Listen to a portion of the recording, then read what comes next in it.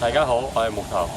由於有啲朋友係想知道一個體能訓練到底要做幾多下、幾多 set 或者休息幾耐呢？咁所以今日我就會拍一個影片去同大家分享一下一啲同運動有關嘅入門級嘅小知識。由於每個人嘅體質都唔一樣，所以我哋喺做運動設定一個強度嘅時候係會以 RMM 作為一個指標嘅。咁 RMM 就係一個最大反覆次數。如果係一個 RMM 嘅話咁就代表你最多只可以舉起到一下。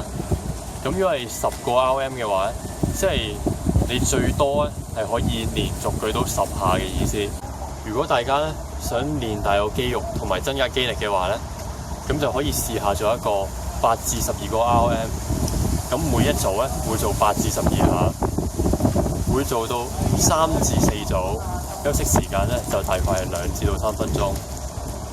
咁如果大家係想練一個肌耐力，又想肌肉線條出啲嘅話咁就可以做一個15至到30個 RMM。咁每一組係做15至到30下。咁另外係會做4組至到6組。咁休息時間係會盡量短嘅，一般嚟講係唔會超過90秒。咁最後有啲溫馨提示想提醒翻大家嘅，就係如果你做運動嘅時候有任何身體不適都要立刻停止，千祈唔好因為有一個訓練嘅計劃而令到你要強行完成落去。如果你咁樣做嘅話就會好危險㗎啦。所以做運動係要量力而為。